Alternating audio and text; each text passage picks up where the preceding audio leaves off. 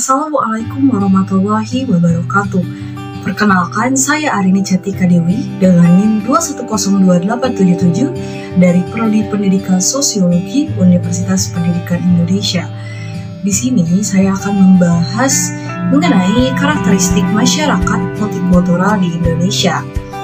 Nah, membahas mengenai multikultural, saya akan mulai dengan satu pertanyaan terlebih dahulu, yaitu ini.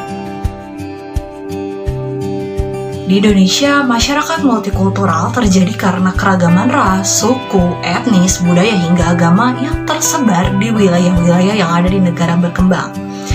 Tidak jarang karena perspektif yang berbeda ini menimbulkan konflik. Bahkan beberapa konflik ini dilatar belakangi oleh perbedaan ras, suku, hingga agama.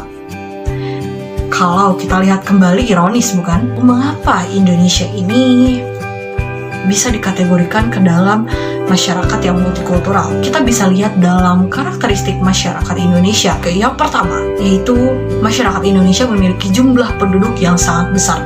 Bahkan Indonesia ada di posisi keempat di dunia dengan jumlah penduduk terbanyak, yakni 276 juta jiwa. Yang kedua, wilayah yang luas. Menurut laman Worldometers, Indonesia berada di peringkat 15 sebagai negara terluas di dunia.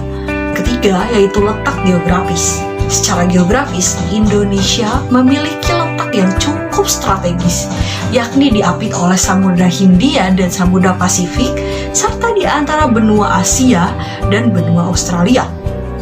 Hal ini membuat Indonesia menjadi jalur perdagangan internasional. Tentunya tidak hanya bertukar bahasa, tetapi juga kita mengalami pertukaran budaya atau transmisi budaya di Indonesia. Lalu selanjutnya ada kekayaan alam dan daerah tropis, juga ada kualitas hidup yang tidak seimbang, dan juga perbedaan dan kekayaan etnis. Kita bisa bertemu dengan orang Solo dan orang Malang yang berjualan bakso di Jayapura. Dan itulah karakteristik masyarakat Indonesia. Bisa dilihat dari karakteristiknya pun memang sudah cukup beragam, sehingga menghasilkan negara yang multikultural seperti sekarang. Namun, sebuah negara multikultural bisa kita jadikan kekayaan, tergantung perspektifnya. Apakah perbedaan ini akan dijadikan sebuah kekayaan yang unik atau akan dijadikan sebuah ancaman yang lambat laun akan memberikan efek yang cukup fatal untuk kelompok tertentu.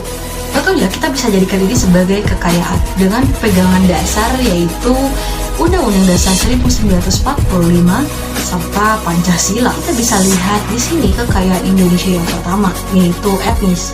Etnis bisa kita jadikan sebagai identitas sosial budaya. Tentunya etnis di Indonesia ini sangat beragam. Ada suku Jawa, suku Sunda, suku Batak, suku Minang, dan lain sebagainya. Indonesia ini kaya akan tradisi karena di dalam suku-suku tersebut mereka menghasilkan tradisi-tradisi yang cukup unik. Religi di Jawa itu ada yang menganut animisme, dinamisme, sinkretisme, dan lain sebagainya.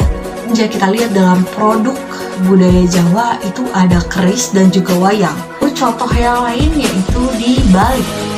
Jika kita lihat di Bali ada beberapa istilah yang digunakan oleh masyarakat Bali yang cukup unik, seperti dharma yang artinya kebenaran, kebajikan, atau kewajiban dan hukum. Lalu ada trihita karana, itu adalah konsep keselarasan hubungan yang mendatangkan kebahagiaan. Dan banyak sekali konsep-konsep lainnya yang dianut oleh masyarakat yang ada di Bali. Salah satu tradisi yang cukup terkenal di Bali yaitu ada tradisi ngaben. Itu adalah prosesi upacara pembakaran jenazah oleh masyarakat Hindu di Bali. Dan ngaben ini tergolong sebagai upacara pitrayadnya, yaitu upacara yang ditunjukkan kepada leluhur. Dari hal-hal tersebut bisa kita lihat bahwa negara Indonesia merupakan negara yang kaya akan tradisi, etnis, budaya, sehingga kita bisa menjadikan perbedaan ini menjadi sebuah keunikan dan keberlangsungan kekayaan budaya Indonesia. Banyak sekali yang ingin saya bahas, namun karena dibatasi waktu, jadi mungkin sekian dari saya. Mohon maaf bila ada salah-salah kata. Terima kasih. See you on the next video.